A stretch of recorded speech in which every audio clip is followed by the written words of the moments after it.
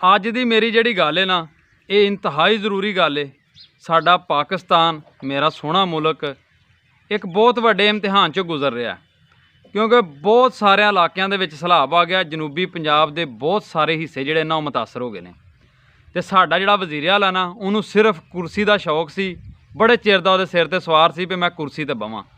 ਉਸ ਤੋਂ ਇਲਾਵਾ ਉਹਨੇ ਹਜੇ ਤੱਕ ਸੈਲਾਬ ਵਾਲਿਆਂ ਦਾ ਨਹੀਂ ਪਤਾ ਲਿਆ, ਨਹੀਂ ਉਹਨੂੰ ਕੁਝ ਪੁੱਛਿਆ ਦੱਸਿਆ ਕਿਸੇ ਨੂੰ, ਤੁਸੀਂ ਮਰ ਗਏ ਹੋ, ਡੁੱਬ ਗਏ ਹੋ।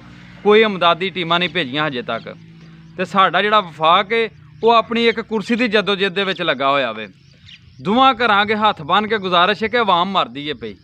ਆਵਾਮ ਦਾ ਕੋਈ ਪਤਾ ਲਵੋ, ਕੋਈ ਉਹਨਾਂ ਦੀ ਮਦਦ ਕਰੋ। ਪੂਰੇ ਮੁਲਕ ਦਾ ਪੈਸਾ ਟੈਕਸ ਦਾ ਤੁਹਾਡੇ ਕੋਲ ਜਾਂਦਾ ਤੇ ਇਹਨਾਂ ਕੰਮਾਂ ਲਈ ਜਾਂਦਾ ਵੇ ਕਿ ਜਿਹੜੇ ਮੇਰੇ ਕੌਮ ਦੇ ਵਿੱਚੋਂ ਬੁਰੇ ਵਕਤ 'ਚ ਗੁਜ਼ਰਨ ਡੇ ਨੇ, ਉਹਨਾਂ ਨੂੰ ਤੁਸੀਂ ਸਪੋਰਟ ਕਰੋ। ਉਹਨਾਂ ਵਿਚਾਰਿਆਂ ਦੇ ਘਰਾਂ ਦੇ ਵਿੱਚ ਦਾਣੇ ਖਾਣ ਨੂੰ ਨਹੀਂ ਰਹਿ ਗਏ, ਆਟਾ ਨਹੀਂ ਰਹਿ ਗਿਆ, ਮਾਲ ਮਵੇਸ਼ੀ ਉਹਨਾਂ ਦੇ ਵਿਚਾਰਿਆਂ ਦੇ ਪਾਣੀ 'ਚ ਰੁੜ ਕੇ ਤੇ ਮਰ ਗਏ ਨੇ।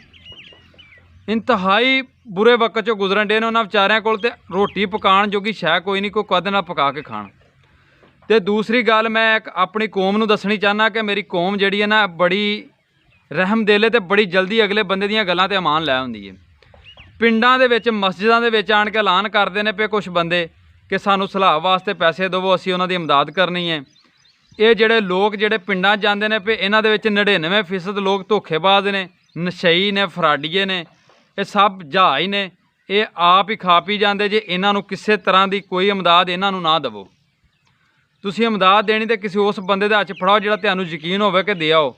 ਤੇ ਜਿਹੜੇ ਸਾਹਿਬੇ ਨਸੀਬ ਲੋਕ ਨੇ, ਸਾਹਿਬੇ ਹਸੀਅਤ ਲੋਕ ਨੇ, ਉਹ ਖੁਦ ਜਾ ਕੇ ਉਹਨਾਂ ਨੂੰ ਦੇ ਕੇ ਆਓ, ਆਪਣੇ ਹੱਥ ਨਾਲ ਦੇ ਕੇ ਆਓ, ਤਾਂ ਕਿ ਤੁਹਾਨੂੰ ਵੀ ਪਤਾ ਲੱਗ ਜਾਵੇ ਕਿ ਤੁਸੀਂ ਅੱਲਾ ਦੀ ਰਾਹ ਤੇ ਅੱਲਾ ਦੇ ਕਿਸੇ ਹੱਕਦਾਰ ਬੰਦੇ ਤੱਕ ਆਪਣਾ ਹੱਕ ਪਹੁੰਚਾਤਾ ਵੇ।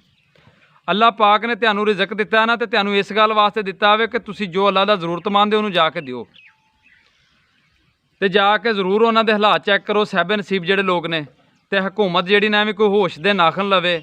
ਆਵਾਮ ਕੋਲ ਛੱਤ ਕੋਈ ਨਹੀਂ, ਉੱਤੋਂ ਬਾਰਿਸ਼ ਹੋ ਰਹੀ ਹੈ, ਅੱਜ ਵੀ ਸੁਬਾਹ ਦੀ ਬਾਰਿਸ਼ ਹੋ ਰਹੀ ਹੈ, ਤੇ ਬੜੇ ਬੁਰੇ ਹਾਲਾਤ ਦੇ ਵਿੱਚੋਂ ਲੋਕ ਗੁਜ਼ਰਦੇ ਨੇ ਪਏ। ਤੇ ਯਾਰ ਉਹਨਾਂ ਦੀ ਕੋਈ ਸਪੋਰਟ ਕਰੋ ਜਾ ਕੇ, ਤੁਹਾਡਾ ਕੁਝ ਨਹੀਂ ਵਿਗੜਨ ਲੱਗਾ।